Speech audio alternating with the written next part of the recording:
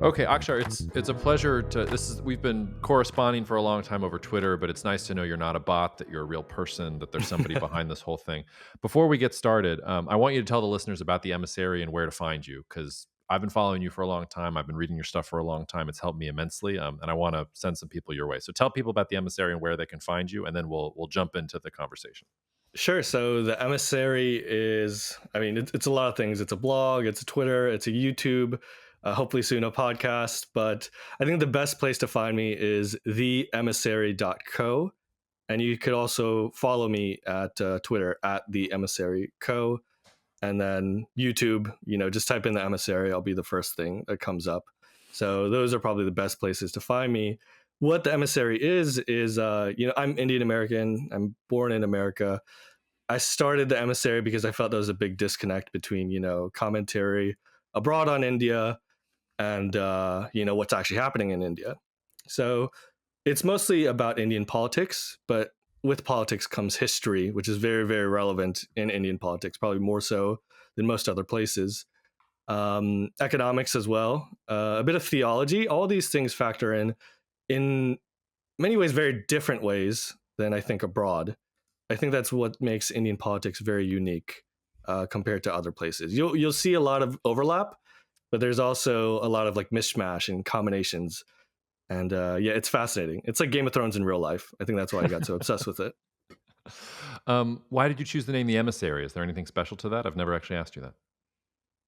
Dude, it just sounded cool, honestly. Like, Just sounded cool. yeah, No, yeah. I started the Emissary after getting into a fight with a bunch of other Indian Americans at a party about politics. Never talk about politics, especially at a party or anything like that. And this was in the middle of, peak political polarization, late 2010s in America. And this is like in New York, so these people are loud, they have strong opinions, and we just got into a fight, and I left with a bad taste in my mouth. The night was kind of squashed, and the next day I come back on the bus with my friends. I just feel really sour, and I'm like, man, screw these guys. I'm gonna make a blog. And I went and start writing. It sounds so dweeby, but I just started to make the WordPress site and the site and everything. And in the middle, I was like, oh, the Emissary, it sounds cool. And my logo right now, it's not the same as it was back then, but I chose like a falcon, Egyptian falcon raw type logo because it was like, oh, this looks cool too. And, it's like a messenger. So not too much deep thought, to be honest.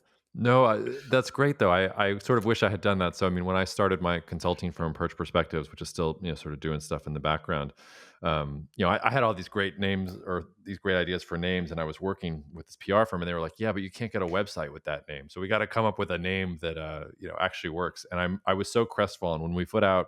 Now this podcast is called Cognitive Dissidence. We're actually going to rebrand soon, but it was originally the Perch Pod.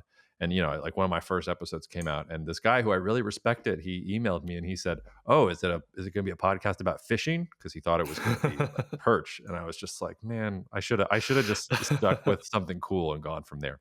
All right, we can go down that rabbit hole long enough.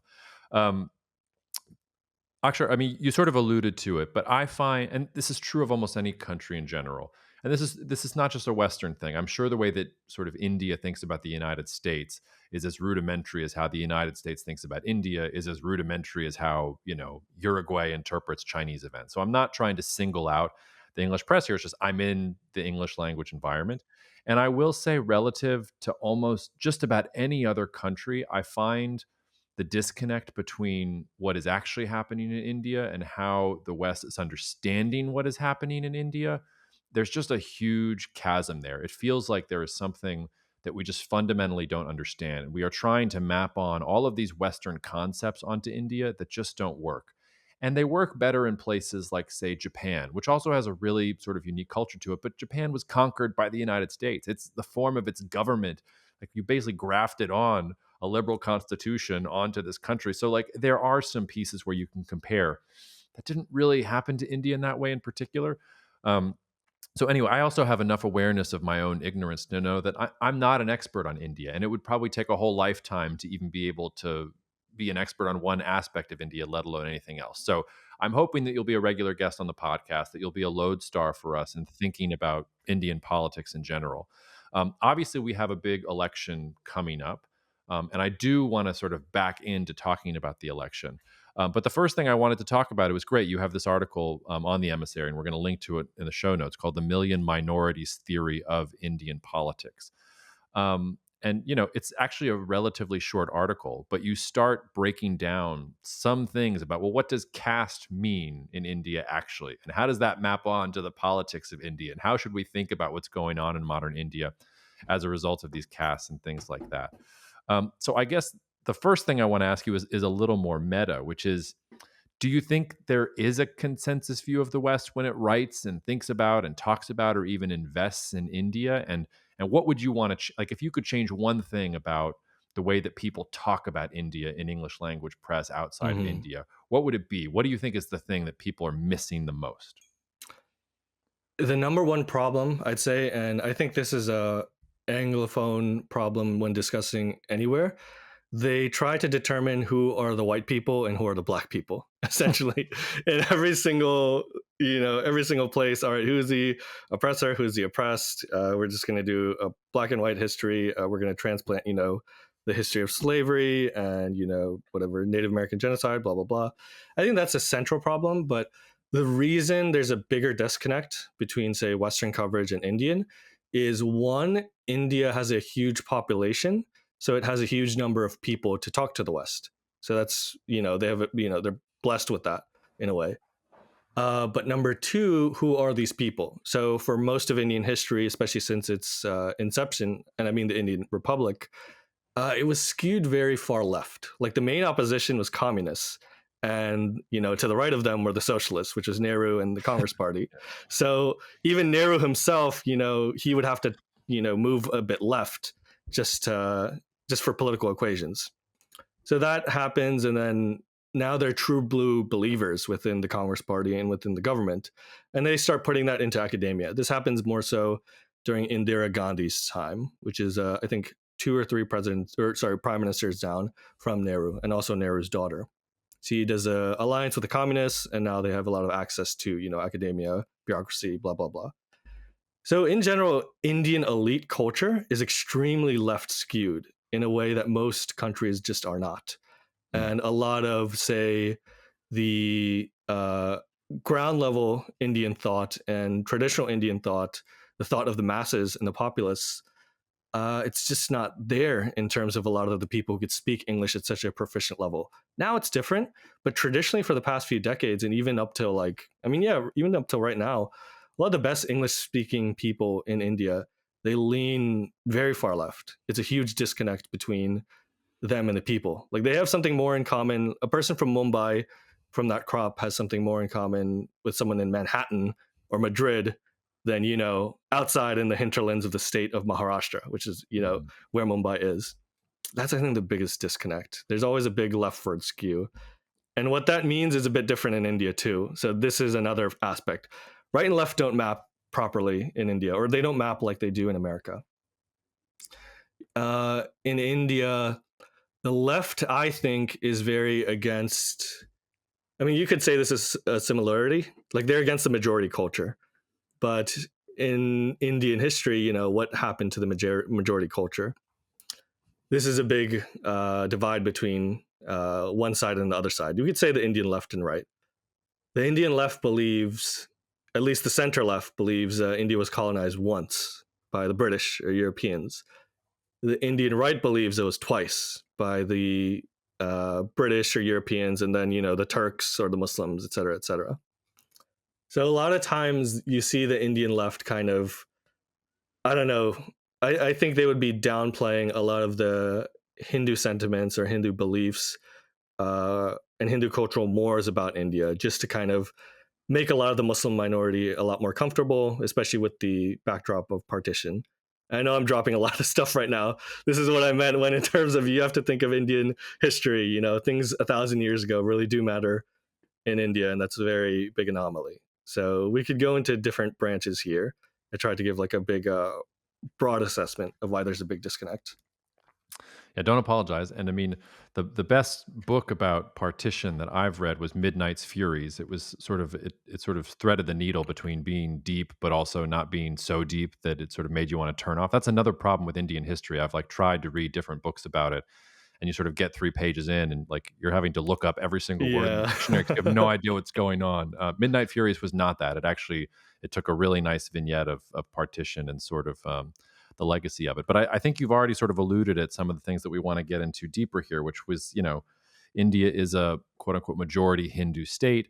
It's a Muslim majority state, but one of, if not the largest Muslim populations in the entire world because of how big it is. We've got Sikhs and all other sorts of things in general. But then you also, and I think you make this argument, caste in some ways is more important. Maybe we shouldn't be saying more or less important, but caste is almost just as important as religion. And I think the West understands religion; it does not understand caste, and it's why I think you see so much talk about Hindus versus Muslims versus Sikh versus this, that, and the other thing.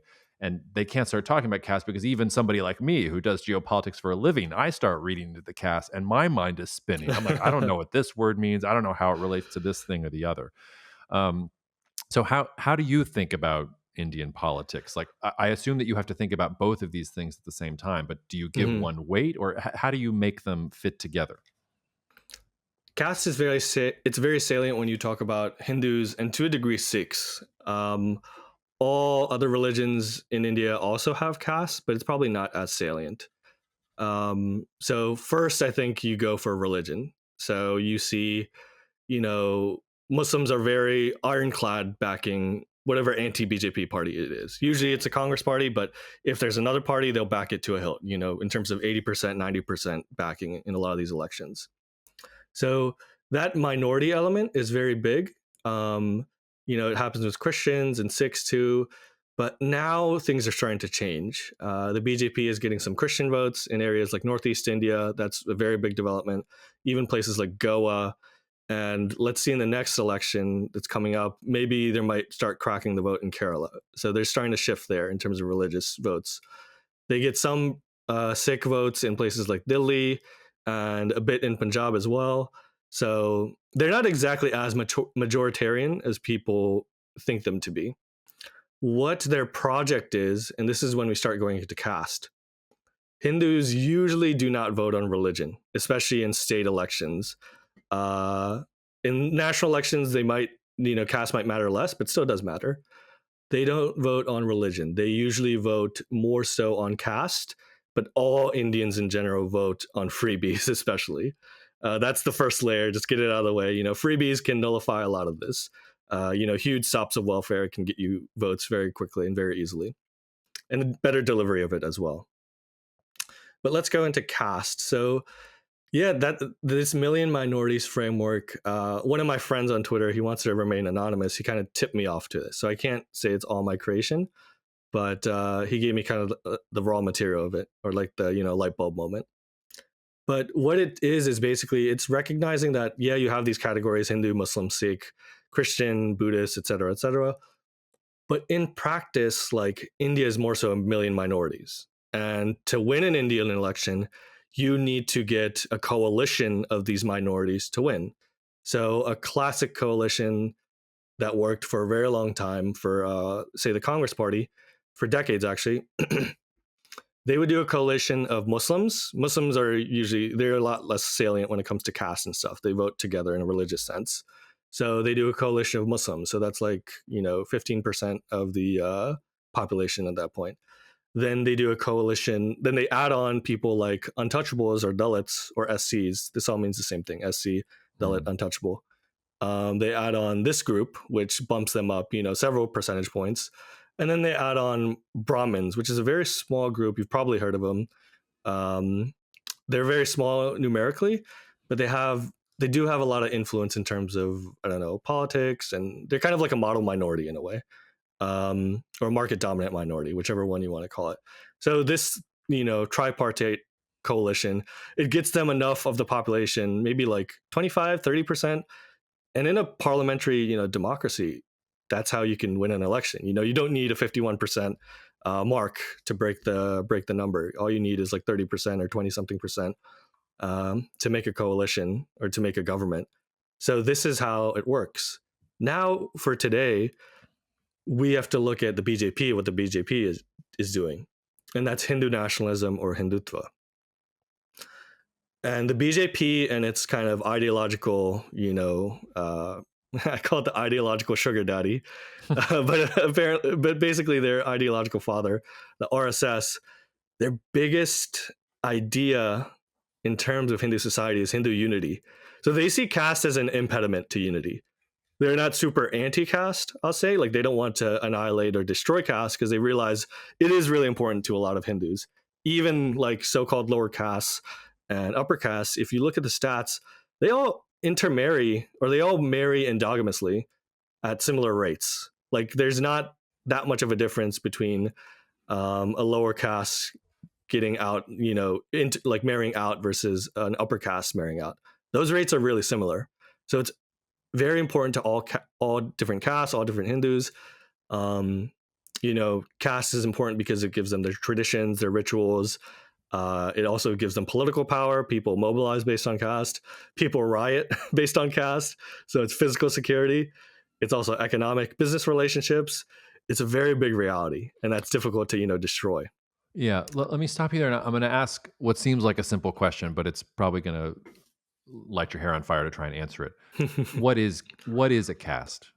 Like try to define it simply, because to me it's a word that resists definition, and I'm Hmm. betting that some of our listeners are going to be hearing you talk and wanting me to Yeah. intervene there. So what how should we think about caste? How would you define it?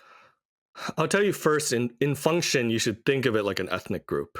That's the best way you could think of it in India today, and especially Indian politics. It is an identity, it's an ethnic group. Now we go to the background of caste, which is more so, it has historical, ritualistic importance. Many people probably seen the vertical pyramid of caste. That's, I think, that betrays a lot of the complexity of caste and a lot of the heterogeneity of caste. Caste, from genetic studies, it calcified around 500 AD. And Indian history is a lot older than that. So you have an area of Indian history where caste was kind of fluid. Like, Mm. people might intermarry a lot more, or people may quote unquote change caste, et cetera, et cetera. And then even after it, became endogamous and you have all these caste groups who don't intermarry and have, a lot more calcified culture, you have new caste groups emerge. Like, I don't think there are any Patels in like 500 AD. I think they're a more recent phenomenon, and you see that with other groups as well. So it is kind of an evolving and at the same time very structured, uh, phenomenon. And there's multiple aspects of it. The pyramid I told you about is usually 4 or 5 parts, and that's called varna, and that's the most ancient term of caste. But in reality, what it is today, which is a lot more of a horizontal competition or network or web, that's called jati. So I'll give you one example, and I'll try not to confuse people. The At the bottom of the pyramid, or the first varna, is called the Brahmins. Now, Brahmins are across India, but that doesn't mean they all have the same types of rituals. They have a lot of overlap, but say a Brahmin from Tamil Nadu, very south, they'll have certain rituals and they'll have subsets, a thing called Iyer and Iyengar. These are two different, what we call jatis. So this is the actual ethnic expression of caste. Most people identify with their jati, like, hey, I am a Iyer, I am a Iyengar, I am a Kashmiri Brahmin. And these three groups, or I could even add more types of Brahmins, they have different, diets, different rituals, different traditions. Sometimes they worship different gods, et cetera, et cetera. So jati is the best word in terms of describing caste today in India, because those are those small, homogenous, endogamous ethnic groups which get into that competition that we see in terms of this million minorities framework, where different Hindu castes, they compete with each other. But kind of going back, just to wrap up my earlier point, Mhm. why the BJP pushes Hindutva or Hindu nationalism, the number one reason is to make these castes stop fighting each other and to create a grand coalition of these million Hindu minorities and create, enough of a mandate, enough of a coalition and vote bank to get into power. That's the number one goal of Hindu nationalism. Let's, stop fighting amongst ourselves, and let's get into power to start, pushing Hindu politics and Hindu political persuasions. You said you sort of compared it to an ethnic group. How is it not like an ethnic group? What makes it different? That's a good question because I don't know, to be honest. It's very, very similar to ethnic group. It has its own culture, own ritual. Oh, I could think of one. Like, you can't tell my caste by looking at me. And that's the same thing in India. Like, if you walk around the street, you really can't tell someone's caste just by looking at them. You could maybe tell region, and even then, that could betray you a lot of times. But caste is not like, an appearance thing as much, I'd say. Hmm. Certain people, especially in rural areas, they might wear certain headdresses or turban, or have tattoos or something like that that might denote their caste, but that's a rarity. So I think that's a big difference. You can't tell someone's caste by looking at them. Yeah.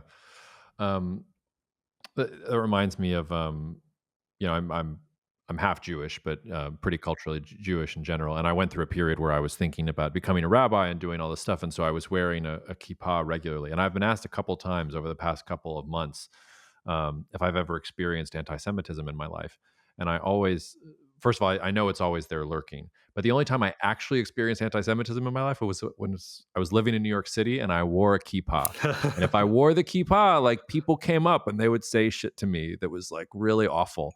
But if I took it off, like I could just pass as just another white American dude from the South. So that's sort of an, I don't know, interesting thing there.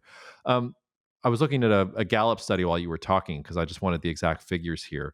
And listeners probably know this, but religiosity in the United States has declined considerably. So the percentage of U.S. adults who attend religious services has declined to 30% from 42% 2 decades ago.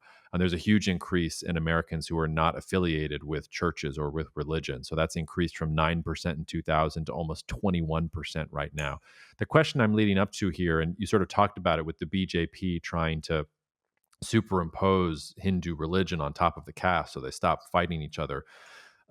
Is Hindu religiosity declining in India? Is caste allegiance declining in India? Like, is the BJP fighting a battle here that it's not going to win? Or is caste beginning to feel obsolete? Or people beginning to throw that off? And is the BJP just riding a wave of, oh, there is more of a consolidation of a national identity versus is it more of a top down thing? And it's, oh, we have this charismatic leader and we need to change this caste system if we're Yeah. going to stay in power. Does that question make sense? Yeah, totally. It's an amazing question. I was thinking of writing an article about this. So one facet you need to think about considering all this is urbanization and the internet. So Indians are more connected than ever before. I guess the third aspect is also highway building, infrastructure in India. So Indians are physically, mentally, emotionally, and even spiritually connected more than ever before. So I'll give you an example. Let's talk about the Hindu aspect first. Firstly, there's a lot more migration in India, especially from the Hindi heartland, so northern India, the most populous area, across India for labor work. So they bring their rituals, their culture, and they kind of spread it throughout. Simultaneously, there's the internet and Instagram and stuff like that that shows a lot of the colorfulness of Indian culture and these religious festivals and things like that. So you actually do see a spreading of like mass religious festivals in India. That's a huge thing that's happening. So places that might be, I'll give you an example. There's a festival called Ganesh Chaturthi, which is a West Indian festival from Maharashtra mainly, and it worships, Ganesha, the elephant-headed god. You've probably seen it before, but this has started to spread throughout India, and this has happened, I think, over the past 100 years, but it's starting to accelerate. Other festivals like Holi, that's the one where people throw colors at each other. That's, I think, traditionally that's more North Indian, but now it's starting to spread throughout India because people are migrating. It looks cool on social media, and I think there's an increase in people identifying with Hinduism as a identity in terms of, like, the best way I could put it is Indians have identity stacks. So what identities do I have? I have my caste, I have my ethnicity, I have maybe my sub-ethnicity, like my linguistic ethnicity, I have my religion, I have my sect. So what's going to be on top of the stack essentially? Now Hinduism just in general is moving to the top of the stack for many people. And I think this is due to a lot of the ground level work that the BJP and the RSS do. This is due to things like, I mean, the biggest push is definitely like Ram Mandir. That's a whole other thing that probably needs its own episode or its own section to talk about. But basically, a temple was built on a very sacred place that Hindus considered where Lord Ram was born. But prior to that, there was a mosque on it, and prior to that, there was a temple on it. I think they've done excavations that they've validated the previous temple. But basically, the mosque was destroyed around 1991. There's a huge churn in Indian politics because of this, and a huge churn in Hindu religiosity because of this. It was recently constructed, and that was I call it India's cultural independence. If like India was politically independent in 1947, then India became culturally independent when that Ram Mandir was inaugurated. That was a huge event across India, and that's where the reason I'm referencing it is because that's where you see the real public religiosity of Indians, where they have these saffron flags everywhere, or they're celebrating and stuff like that. So that definitely increased in terms of Hinduism. But now, and stop me whenever you want a clarification, because I know I could keep going. But now let's talk about caste. Is caste becoming more salient? Caste is becoming more salient in a political sense because there is a pushback against Hindutva and Hindu nationalism. The opposition has kind of understood correctly that to break Hindutva and Hindu nationalism, you need to make castes kind of fight each other. You need to, create discord between these castes. And this is a tactic. So that it is kind of becoming like a rubber band effect where it's kind of snapping back. But I think because of forces like urbanization and the internet, if you talk to young Indian Zoomers in India, like when I traveled to India, I talked to a lot of them. Caste is becoming a lot less important in these urban centers, and especially people are starting to meet. Say, I think dating apps is a small phenomenon, but just say the internet. People are meeting on the internet. People are meeting in school. You're having a lot more broad-based, people from lower castes and more disadvantaged positions in society. They're getting access to education, access to these elite areas now, and they're starting to intermarry. Class is becoming a lot more important than caste. And another facet I'd say is the religious element of caste is lessening as well. Like a lot of Brahmins may not remember a lot of their very complex rituals, like these young Brahmins and stuff. And that's true for all castes. Like religiosity from a caste point of view is lessening.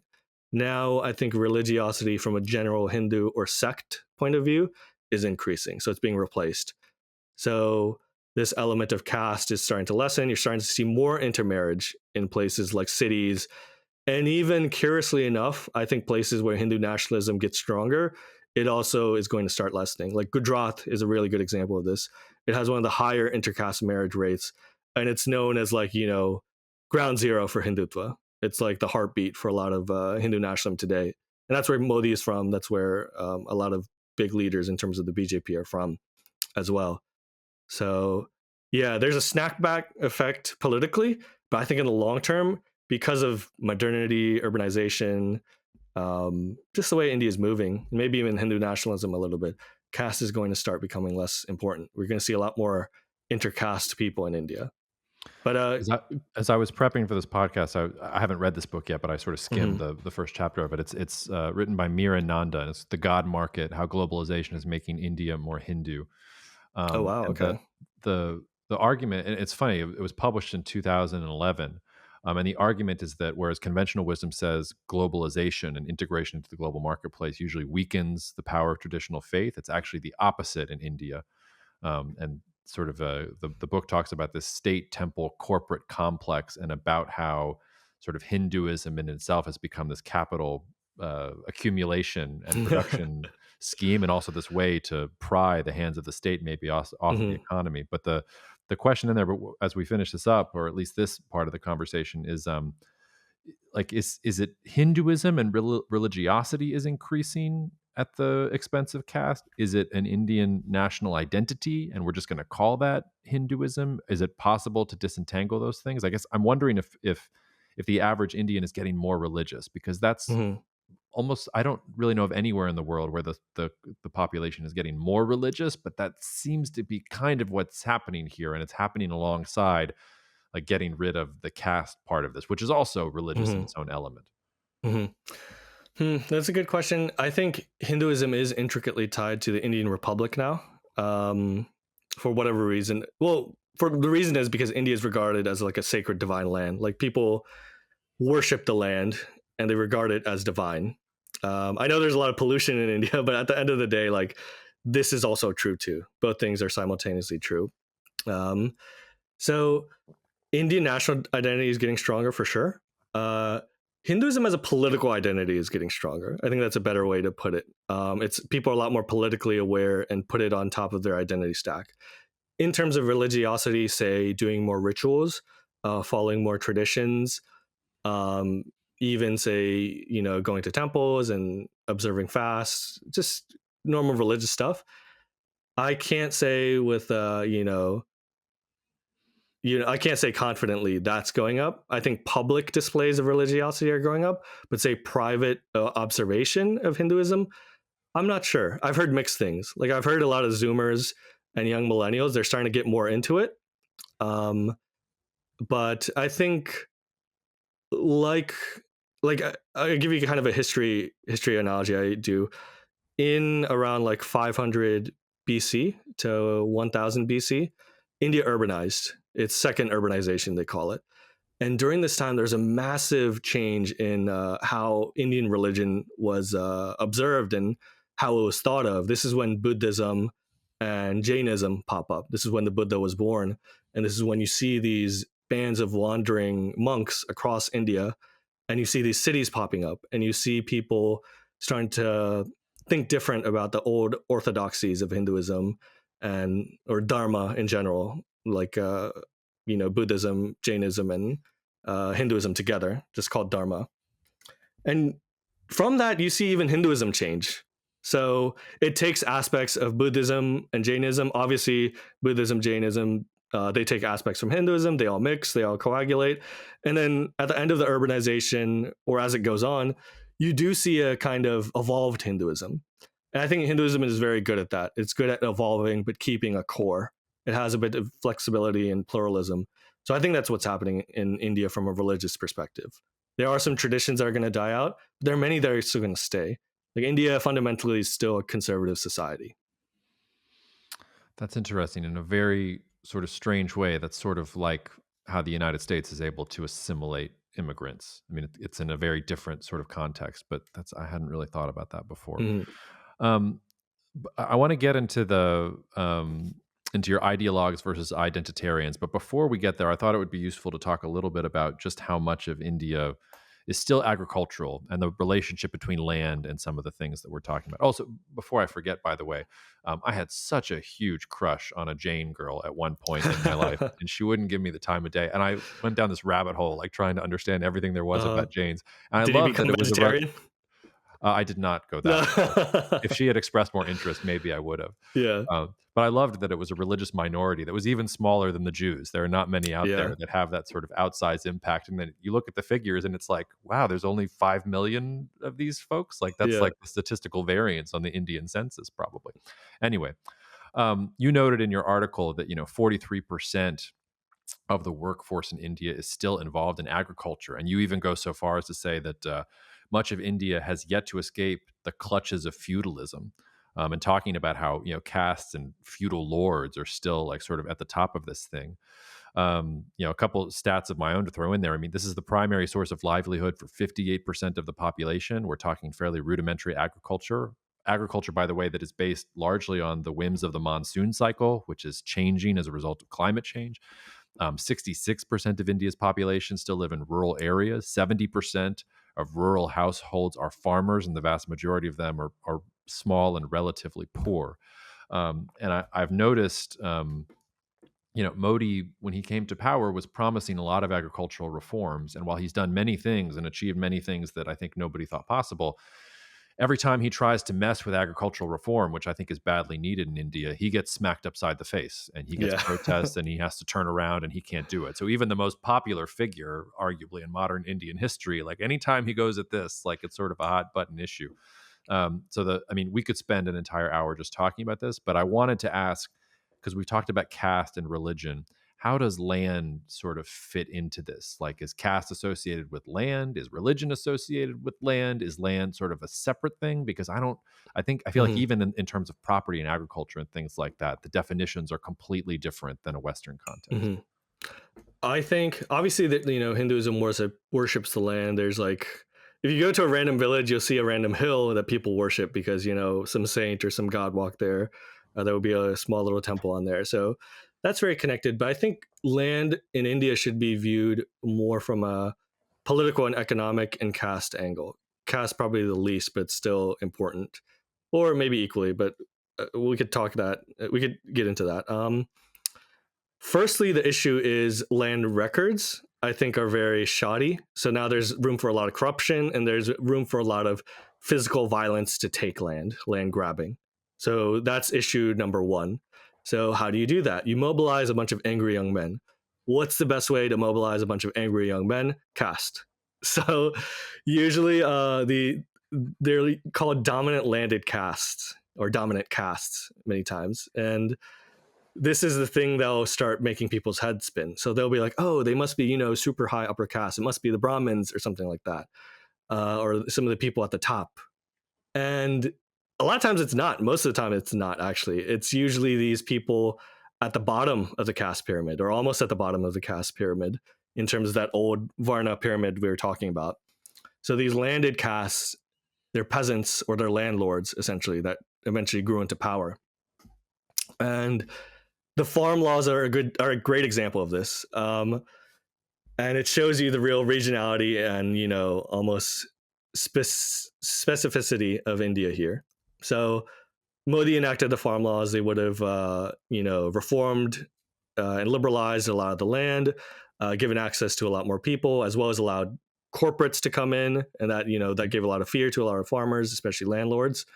So a lot of India was kind of fairly open to it or ambivalent to it. I think a lot of these farmers across India were mostly ambivalent to it, if not maybe a little bit perturbed, but not too crazy about it, like not protesting. The protests mostly happened around Delhi, and it's due to this specific caste called the Jats. Now, the Jats are in places like Punjab, Haryana, and Western Uttar Pradesh. Uh, these are all states in India surrounding Delhi. And this caste has a lot of land ownership and power. And, due to that, some of them have gotten rich. Many of them are also involved in the military. There's a long tradition of Jats or Jats joining the Indian military. So they have a very fierce and proud tradition in terms of being farmers and soldiers. But they also have extracted a lot from the government. During the Green Revolution, which was I think in the 1960s or 70s in India. India was facing a lot of acute food shortages. So because of the Green Revolution, innovations in farming and farming technology and crop yield, areas such as this Punjab, Haryana, and Western UP under the control of these Jats, these farming castes, they produced a lot of wheat and a lot of food stuff for India. So the government also helped them with subsidies and things like this. And if the farm laws went into effect, a lot of these subsidies or a lot of these, benefits would kind of have been taken away. So now, what do the Jats do who are most affected by these farm laws? They start like protesting, rioting. Eventually, you've seen like the tractor protests that go into India and stuff like that.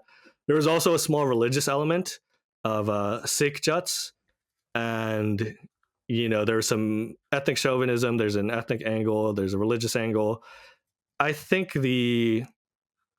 I think Modi at that point, he just realized that, hey, this is just not worth it. Maybe we should just do state level reforms. So by mobilizing this caste who had these subsidy benefits or had cornered a market, by mobilizing this caste, they just thwarted the reform. And this could happen across India on various reforms, especially related to land. I don't know if Modi tried to do a land reform. I think he tried to do a labor reform, possibly land as well, very early in his term. But he kind of realized that I can't do this because I'm going to lose electorally. There's probably going to be violence, and that's I think that's the difficult part. This relationship between caste having power over land and cornering a market or cornering an economic element or or Pi, and the reform destroying this, domination, and then the reaction to that, the electoral, the political, the social reaction to it. So yeah. Yeah, and that's the perfect segue into where I hope we'll spend the rest of the podcast talking, and where we'll pick up next time, which is this idea that you've crafted of ideologues versus identitarians. And I'll let you explain the concept, but in the metaphor that we just talked about, Modi is the ideologue. He has the grand unifying theory of how to stitch India together, and if you get reforms, maybe you have greater food independence, and then India can be self-reliant. Like, he goes down that route, and then he faces these specific groups that are like we were for you in general in the election, but we're not for you on this. We're going to make your life very, very difficult if you go down this route. So he sort of lost the pulse of the identitarians. And the thing about Modi is that he's had his finger on the pulse of the largest swath of these Indian minorities, arguably than any other Indian figure. I mean, you sort of correct me if I'm wrong there. Yeah. So maybe sort of build out that ideologue versus identitarian thing, and then maybe we can take a step back and put this in context of the current election and where Modi goes from here. hmm So, like I said before, the first, circle or loop Indians go through when they decide to vote are probably freebies or maybe economic reasons. So that's easy to explain enough. Now we're through that. The next is usually identitarian. Um, some groups say if one is more urban or educated, maybe a bit less. But I think we could just say in general, Indians are very identitarian in terms of voting. So each, minority, and again, going from that million minorities framework, Hinduism, let's break it down into a bunch of castes or a bunch of ethnic groups, and et cetera, et cetera. Let's just view all Indians as a bunch of minorities. So each minority or each Indian ethnic group or identity, they have, certain wants and certain asks for their identity, whether it's the example we gave before about a market domination, or it could be, political representation. It could be something like law and order. In places like Uttar Pradesh in northern India, they used to have and they still have issues with law and order, where basically whatever government came in would be catering to the gangsters of a certain caste. This especially happens with this caste called the Yadavs and this party called the Samajwadi Party. But I don't want to get too deep into that. Yeah, it's basically Indians vote based on identity, but how do you get all these, fighting people into a certain coalition? That's where the ideologues come in.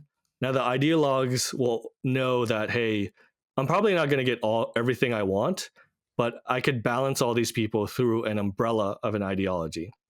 So for the BJP, that's Hindutva or Hindu nationalism, where they say, okay, we see all these caste groups.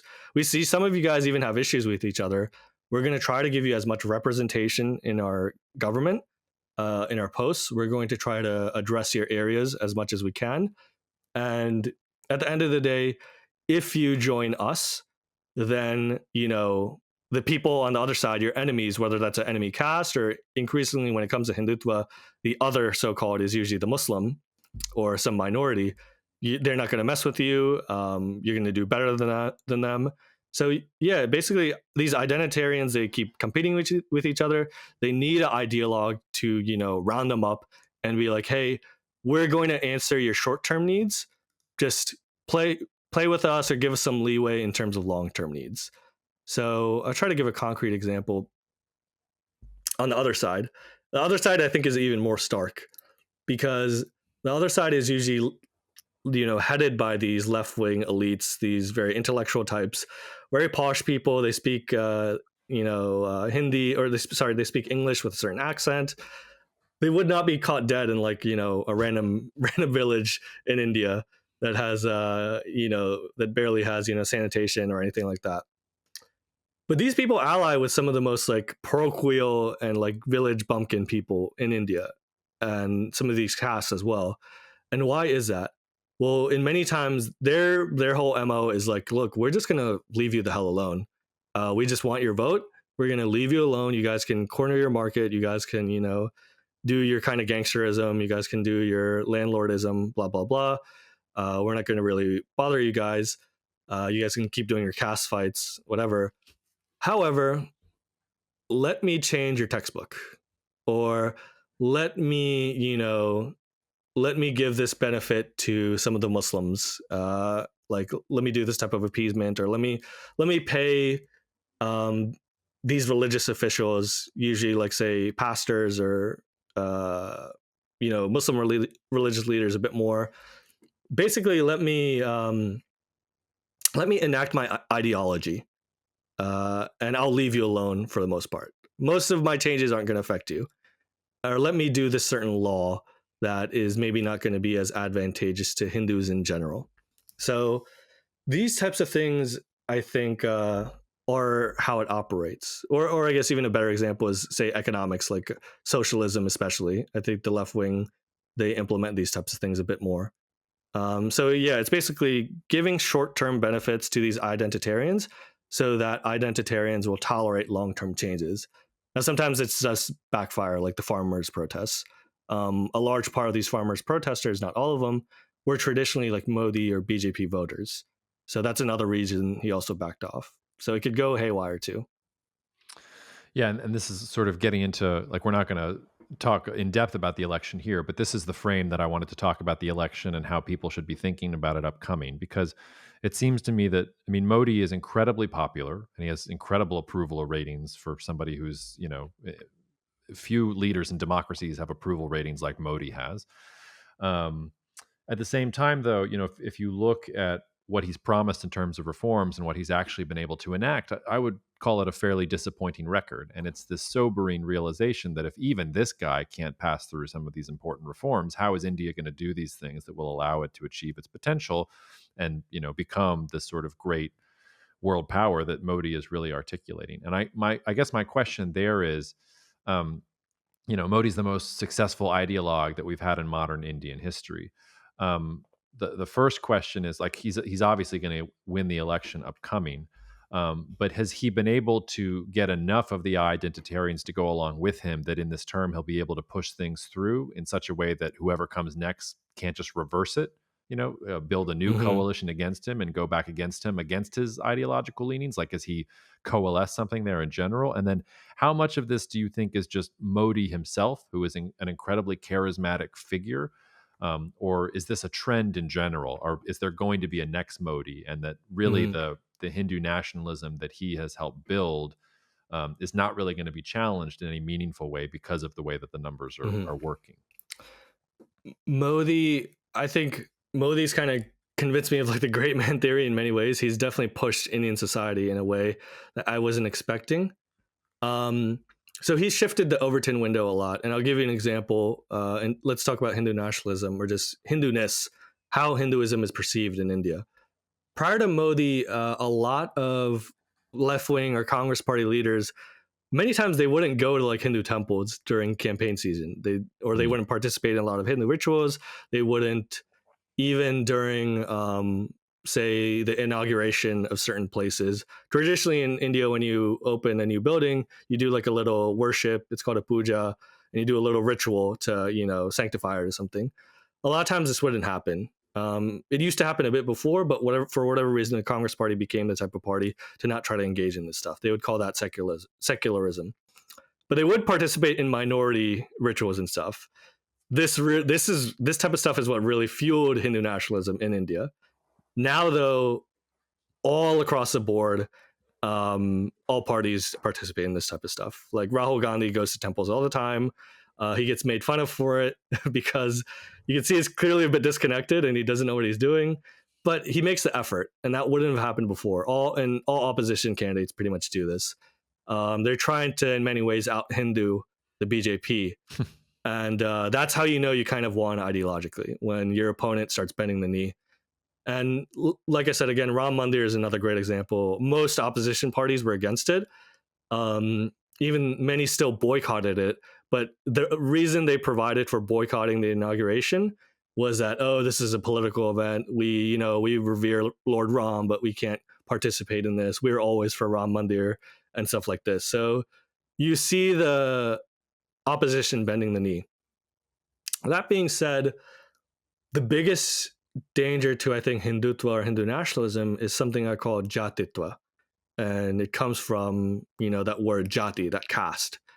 Um, like I said, that rubber band effect, that snapback, that's real.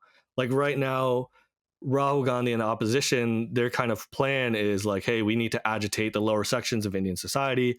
As India develops, it is becoming more, unequal. That's how developing countries work. And also now there's social media, and people see what rich Indians are doing. People see the wealth Mm. on their phones when they're in, this little like 4x4 shack, and they're like, why is that not me? Those type of visuals I don't think were there before in India.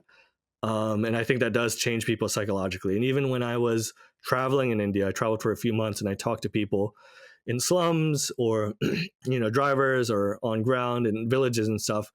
There was starting to be a palpable anger against like, hey, are we being left behind? You know, yeah, the country's moving forward, but I see all these people being so, they're enjoying it way more than me. So now there is on the opposition side, and I think Modi will address this in term three.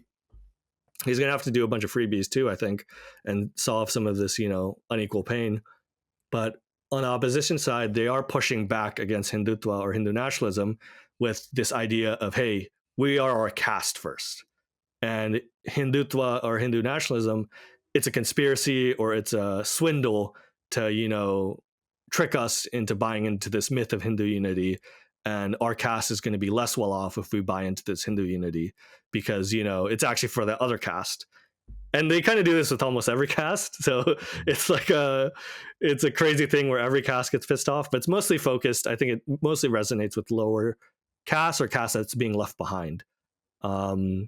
So that's definitely something happening in the election that could be a threat to this, Overton shift, where Modi may have to take a step back.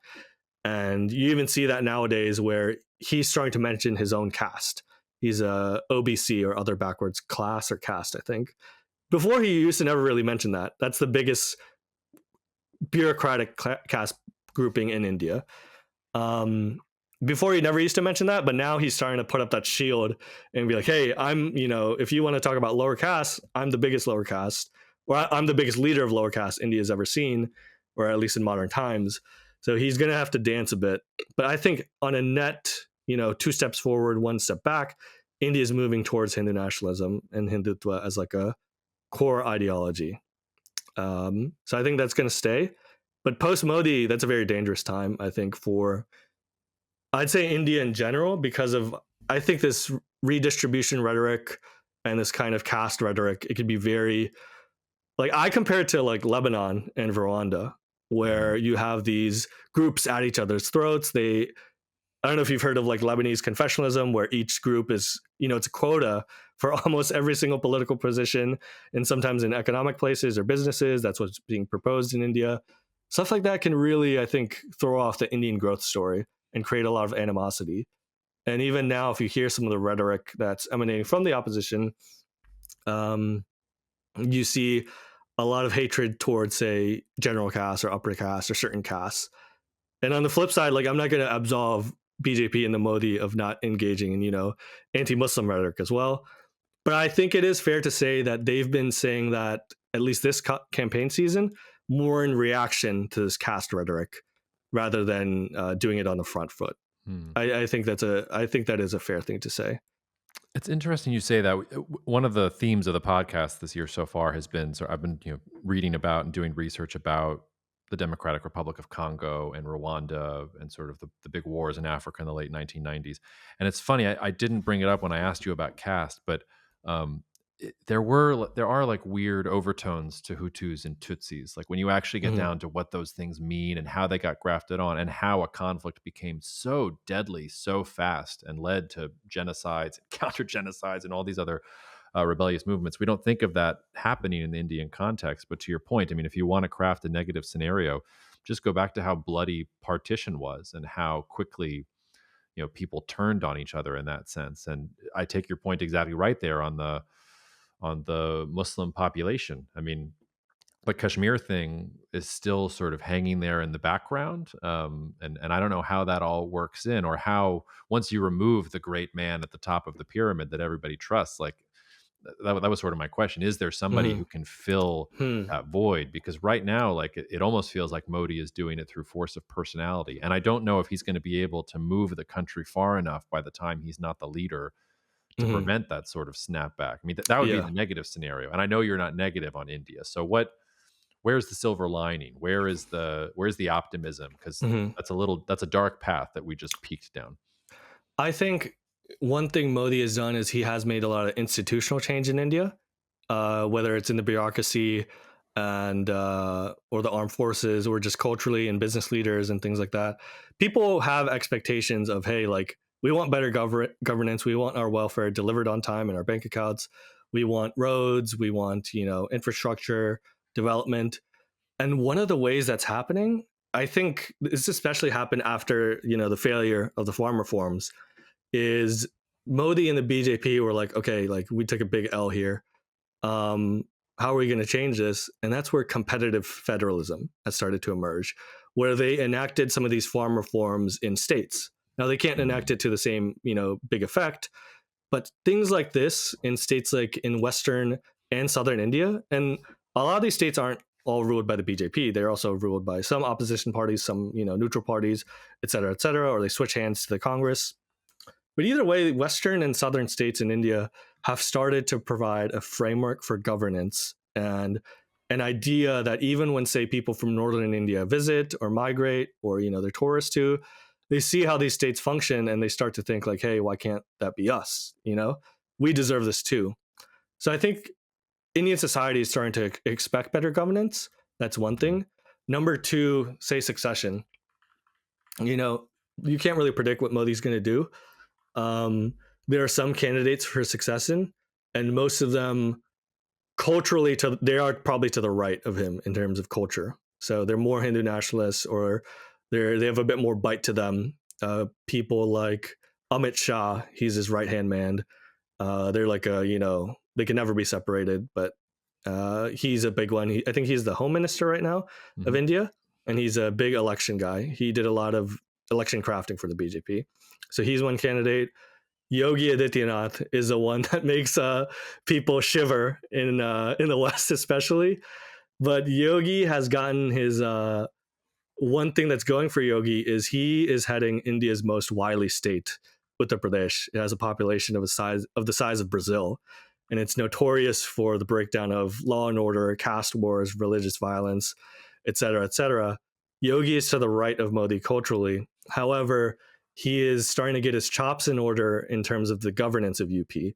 If someone can govern UP, they can pretty much govern India. And with that type of credential, he might get into the spot. And there are a lot of other candidates, but I think the BJP is making an organization like, do you watch soccer Yeah, a or little bit. football? Yeah. Barcelona is famous for La Masia. That it's Mhm. this institution. It's basically like this training camp or this institution in Barcelona where they teach these footballers or soccer players from a very young age up till they start playing on the Barcelona team. The BJP and the RSS, combined together, they do kind of have a La Masia in terms of politicians Mm. and some of these leaders. And there's a lot of people in the second run who will not be as big as Modi. And I'm not even talking about Amit Shah or Yogi Adityanath. Neither of them will be as big as Modi.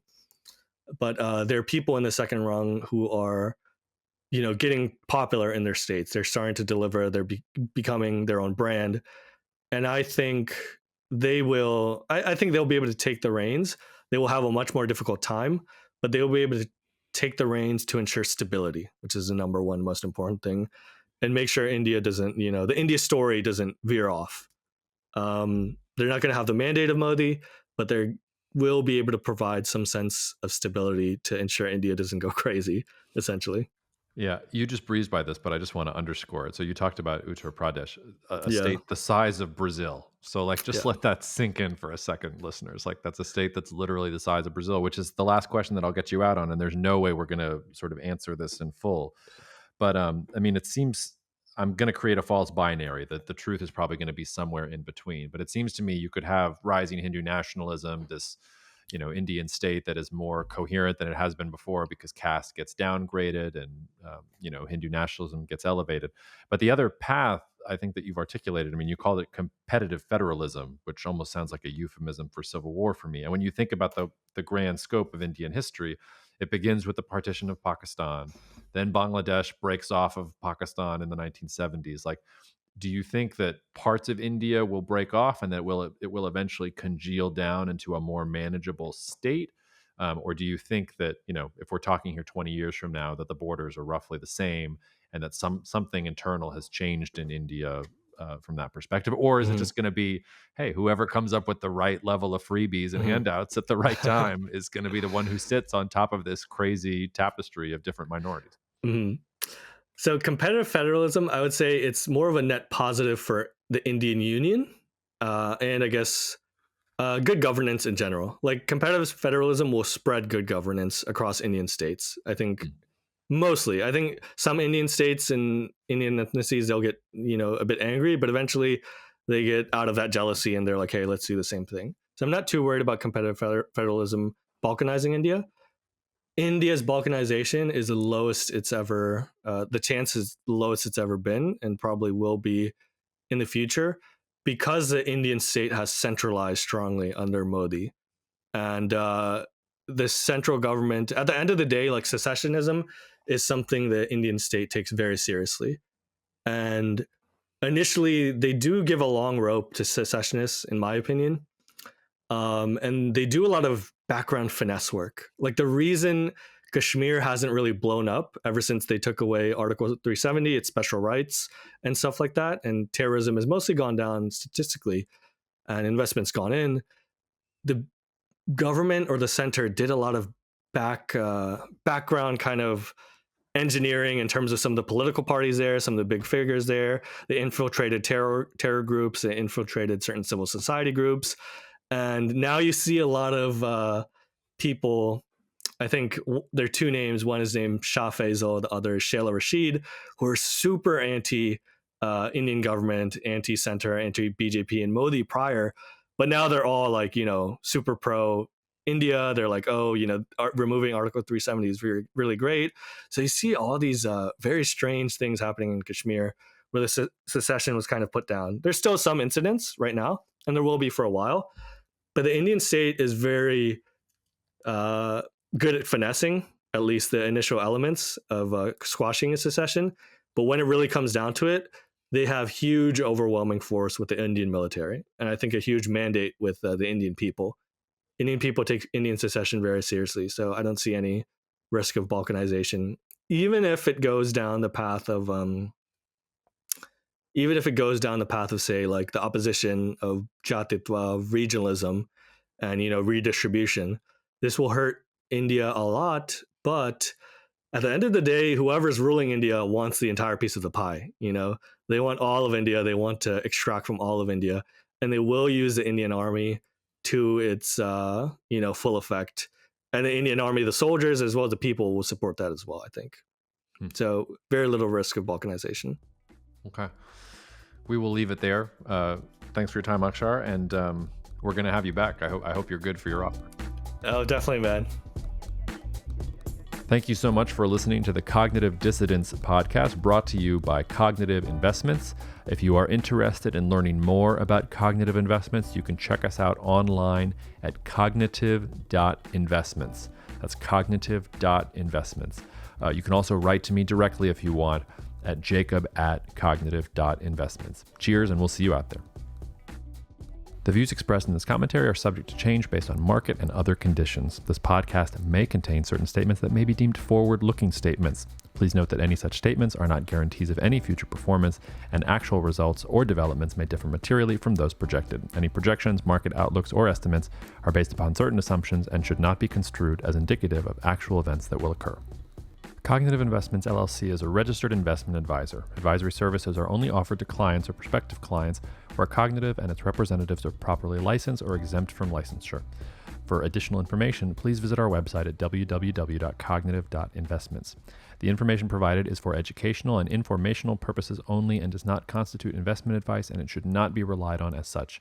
It should not be considered a solicitation to buy or an offer to sell a security. It does not take into account any investor's particular investment objectives, strategies, tax status, or investment horizon. You should consult your attorney or tax advisor.